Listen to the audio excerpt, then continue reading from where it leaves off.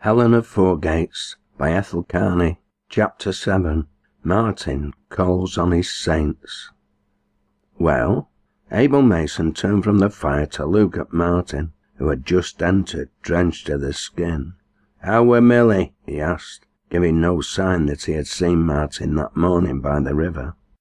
"Dead," answered Martin, beginning to unlace his soaked shoes. The old man's pipe crashed upon the floor. His exclamation sounded like grief. It was consternation. If Martin tided over the burial of Milly, his scheme might fail. Milly had been very useful. "So it were as I said," the old man murmured. "Last time I'll need to go."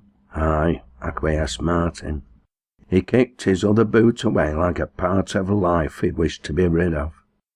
"Now, where mun we put her?" went on Abel Mason with that note of grief in his voice.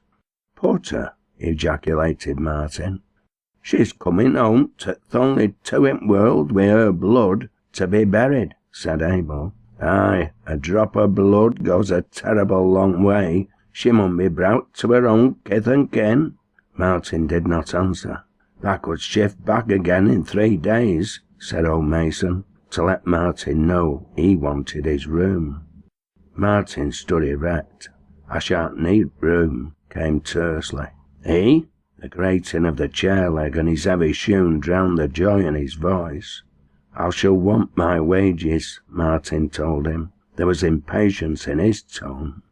"I can't be left in lurch all on a minute's notice," grumbled Abel Mason.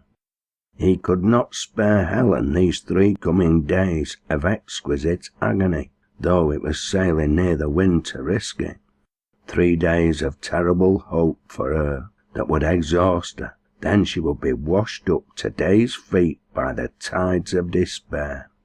"How long?" queried Martin. His hands were clenching and unclenching. 3 days, and as a guarantee of good faith Abel Mason penned out an agreement to give to Martin Scott his 3 months' wages in 3 days, provided he stayed the time. Soon afterwards he sat down to a meal, the first he had touched for 24 hours. It tasted good. He was going away. He must get fit. Already the fact that he had taken the first step had half divorced him from the oppression of this grim house. In 3 days he would have shaken the dust of its threshold from his feet forever. Just then the gate creaked. It was only Day come in with a harness to mend. The false alarm served Martin as a warning. He crammed down the rest of the food, only half hearing Mason's directions about the coffin and Milly's arrival. When his feet were set on the road he swung along, wanderer's freedom entering his heart. The wind in the branches made no mad music. "I'm going away," it seemed to now shout, now whisper, then rise to a clarion note of triumph. "She's not beaten him," said Mason today after his departure. "She'll never drag him past Milly. But Helen is deep, terrible deep, like aught that's fighting for its life. She'll fight reek to then like a trap rat. That's how it is she suffers so." "What could she do?" asked Fielding. Helen was not back. Her chase across the moors had been all for nothing. Old Mason sucked his pipe stem. "It's not what will she do, it's what won't she do," he said. "She's proud, but she worships Martin. She'll live in hell with him, and laugh, and mortify in heaven without him. Then here he gets to going, the fiercer she'll get. It's my opinion she'll fairly chuck herself at his head, so if he does get away, it'll have to be reet brutal, like chucking her away body and soul. Now, Martin's not brutal, not so much so as most chaps, and he likes her that wheel. He daren't look at her sometimes, and besides, if I'm not mistaken, Helen's never played her hussy card yet." "Her what?" queried the tramp. "I don't know what they'd call it. I call it a hussy card," continued the old man, as if he liked the sound of the word. "It's not flirting. She could flirt no more nor a wild cat could flirt. She's savage, but for eve upwards every woman has had a hussy card in their pack. Some's hardly known it with here, and never used it. Some has been too proud, and Helen's proud. It's showing a bit too much stocking in some, and showing too little in others. It's wearing a ribbon to flap in somebody's eyes just when it shouldn't. It's out and it's now, in a way. It's sticking to him with both arms when he's chivalrous, so as he can't get away. Lots play it without knowing it, but Helen. There was the creak of the gate's rusty hasp. She's here, they muttered simultaneously. Fielding was chopping up wood when she entered. Old Mason was refilling his pipe. "Were there a good market, Helen?" asked her father. "Field said that I'd gone to market." "Fairish." She sat down in the first chair by the door as she spoke. Old Mason poked the fire up. Her hat was crooked, her face almost blue-white. Her sopped garments clung to her. After a time she came nearer the fire and sat down in Martin's chair. There were dark shadows under her eyes. She'd been weeping tears of blood. She'd been to a queer sort of market. "Thou looks cowed," said her father, sympathetically. She moved resentfully in her chair. "I'm all right," she said, "but I do feel cowed to the marrow." A slight pause, then. "Where's Martin?" She had taken the bold, direct way of getting to know. "Gone to town to wire for thy Aunt Milly being fetched home," said her father. "Fetched? Here!" ejaculated the woman. This last blow had sapped her strength. She sat down again. She had risen to stand over the fire for a moment. For a long time she did not move. The choppity-chop of Fielding's axe came to her, the murmur of their voices going on about farm things. "Terrible queer wild things, ferrets," drawled the old man, spitting into the fire. "The females has got to be mated or they die. Terrible savage things." "Aye, aye," she heard Fielding say. Then she was lost in her own thoughts. How long they had gone on talking she did not know, but a word from Mason reached her. She leapt from her chair. The red light of the fire shone on her rigid countenance. "What did you say?" she asked her father, a voice scarcely more than a breath. "Going in 3 days? Going?" Fielding went on chopping. She turned on him. The sound was too much. "Stop," she commanded, as if his blows fell on her heart. He laid his axe down. The old man was looking at her with simulated surprise. "Why shouldn't a lad go if he wants to mend hissel?" he drawled. "Is there a law again it?" She sat down. "Aye, why shouldn't he?" she asked, struggling to hide herself behind a forced calm. "Is the kettle boiling?" "Aye, have a cup of tea," said her father. "Aye, I'll have a cup of tea. A cup of tea is very comforting after being out," she finished. There was irony, delicate as a thread of steel, in her tone.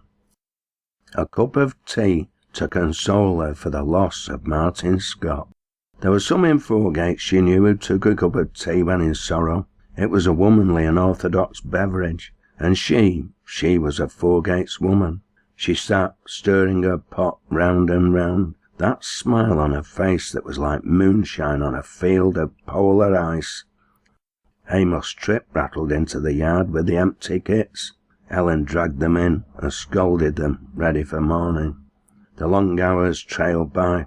From twilight grey to sable turned the sky. It was a starless night. The storm had passed over Foregates, but still raged in distant towns and hamlets, as faint openings in the day sometimes showed. Fielding Day went to bed. Old Mason went to bed. Helen said she would wait up for Martin. She sat in Martin's chair in the ingle nook, the candlestick near her. She was trying to read the decline and fall of the Roman Empire, trying to make sense of the words. 10 o'clock, 11 o'clock, 11:30. She put the boot down, mended the fire, blew out the candle. For some minutes she sat over the flickering blaze, her knees almost touching her chin. She was murmuring broken words over and over, with dreary monotony, trying to suck faith from them still.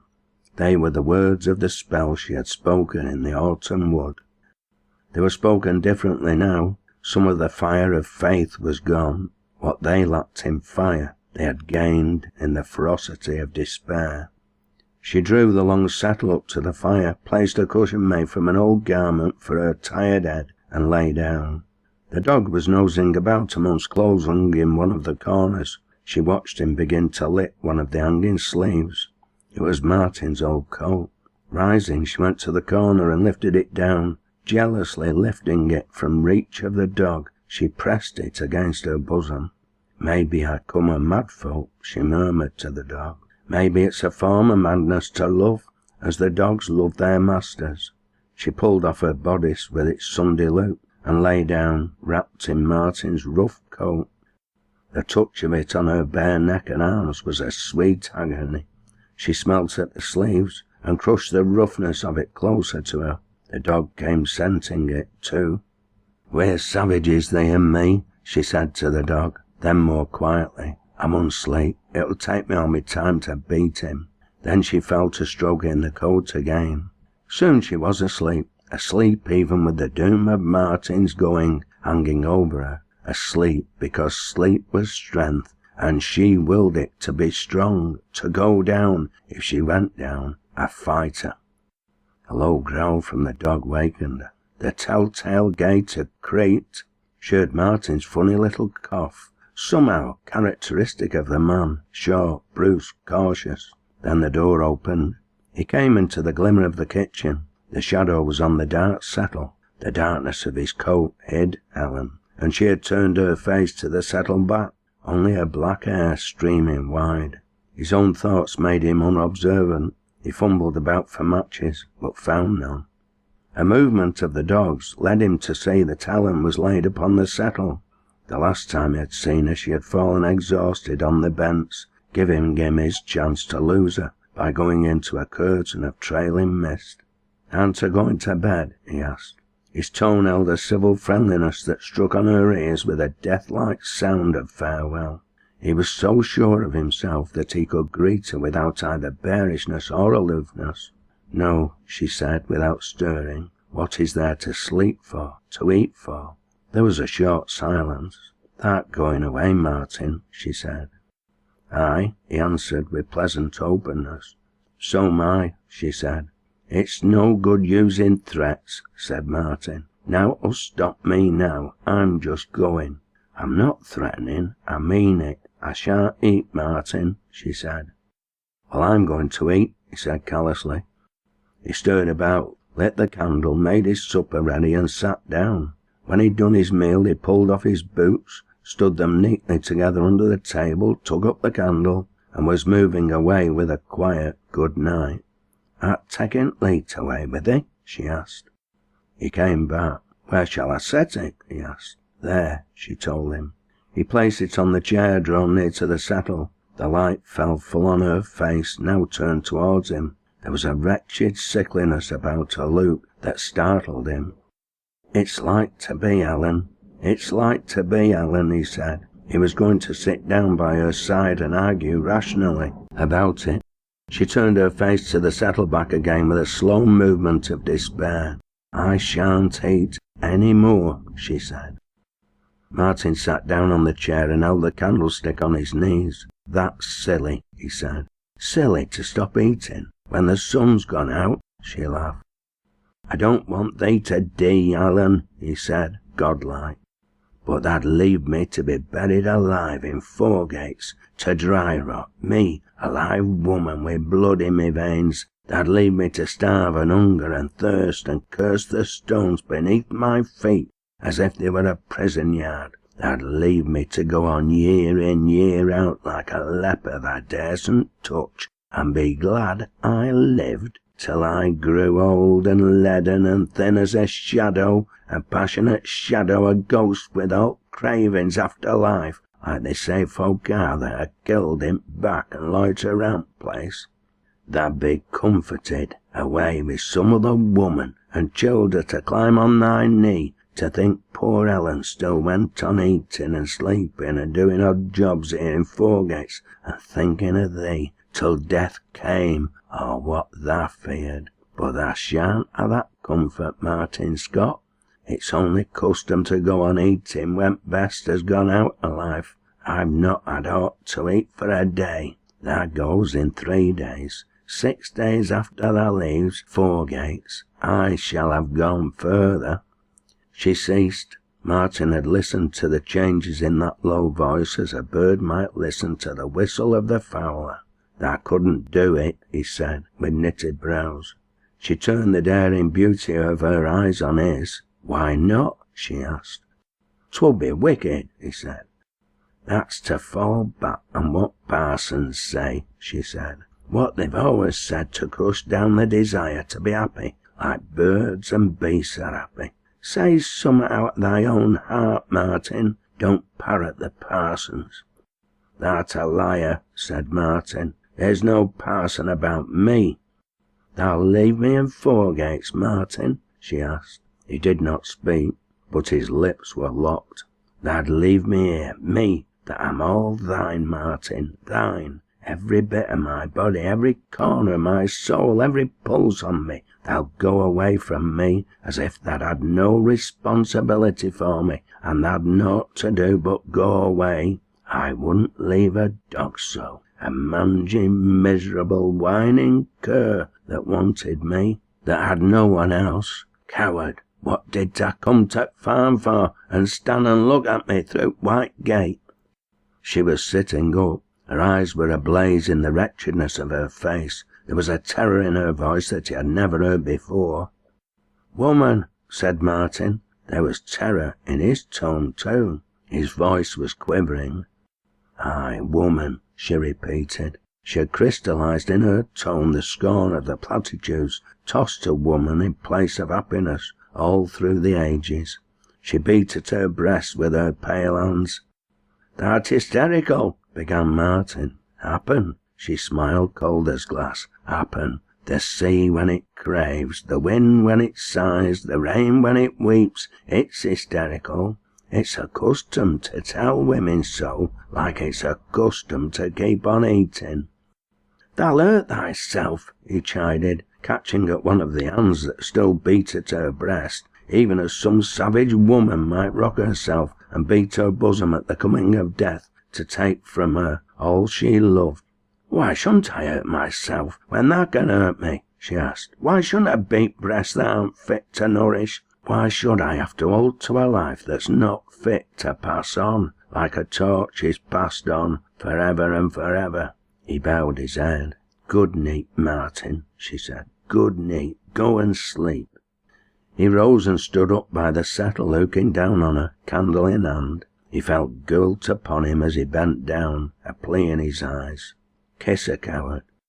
"Kiss a coward," she laughed. Then, whilst the agony was hot in his heart, she made a sudden movement. The candle clattered on the floor, guttering out into darkness. She had drawn his head down to the softness of her throat. Her kisses were in his hair. The coat had come unbuttoned at the neck, and his cheek was prisoned against her bosom. "Thou'll not go," she was saying over and over like a frightened child. "Thou'll not go, thou'll not go." "I shall go. Nought can stop me," said Martin mechanically, as one repeating a litany. He was trying to unclasp her fingers from the back of his neck, trying not to think of her, her touch, her voice, the words she had spoken. He dragged himself from her clasp, trying to think all the time that in 3 days he would be away. The blood was beating in his brain. Then he got free of her arms. She looked at him as one who had fought for her soul. The old terror of her power swept over him and made him cruel. "Luke, what would Lizzie Tripp and all of them think of thee?" he asked, pointing at the open coat, the bare gleam of her neck. He averted his eyes. Slowly the woman's eyes travelled down to that strip of bared flesh, the flesh she had forgotten in her elemental purity. Her gaze travelled to Martin's averted look, to his bent head of shame, to his standing there in the red light like a grim rock. All the blood of her body swept into her face. Red-hot needles of shame seemed to stab her through. The sob of a helpless child came into her throat, while she cowered down into the coat. Martin was looking at her. "Jesu Maria, save us from women and wine," he said suddenly, and staggered away. They were old words from broken memories of a child of poverty and religion. He had shouted on the hosts of bloodless angels to help him. He had invoked heaven's aid whilst she had only her own strength. He had assigned to her the place where priests and stern moralists have stood women from time immemorial, the place somewhere between angels and demons according to convenience. He'd asked to be saved from her as men asked to be saved from drugs. Helen sat stunned.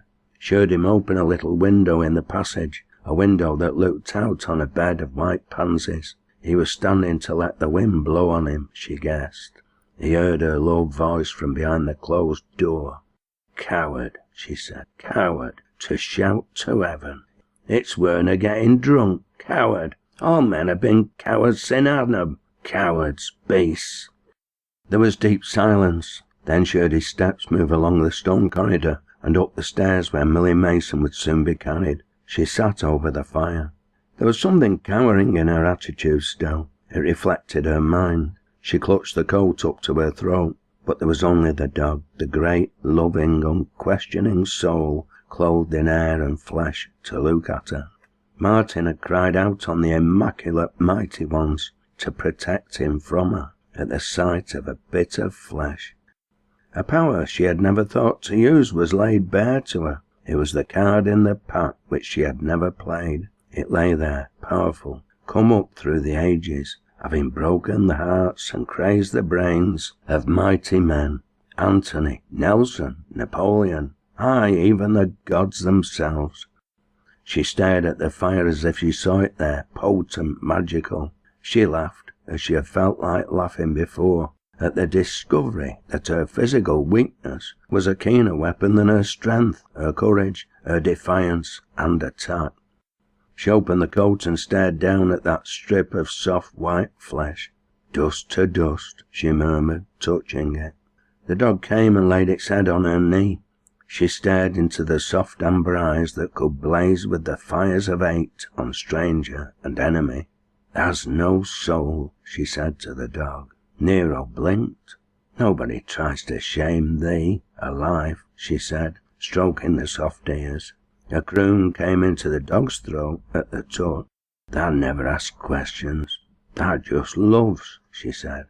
The stub of her tail wagged. Her voice was very soft. "If I were God," she said, "I would only give th'animals souls, because they're not ashamed, nor flayed, and ne'er ask questions." Then she lay down again on the settle. The fire flopped into its centre. All was gloom. The tick-tock of the clock seemed thick. Sometimes a window sash rattled, then the dog would growl. A sound came to him once that made him start, then steal to the settle. He began to lick Helen's face. He was licking tears away in the darkness, such tears as only the calm, strong weep when the lonely darkness wraps them round, and prop by prop their strength has given way. Even as one savage soul comforting another, the dog licked those tears away. She got up, pulled off Martin's coat, and sat shivering before the almost dead fire. "Jesu Maria," she said, reproducing Martin's tone. Then she laid herself down on the hearthrug. "Let me live with the beasts of the field." The night wore on, her voice counting softly up to 10 and back again, went on monotonously as to induce sleep, but even sleep had gone. When a blue bar appeared under the blind, she rose. The dog at her feet stirred also. She lifted up the blind and stared out upon the garden. Another morning had broken over 4 gates.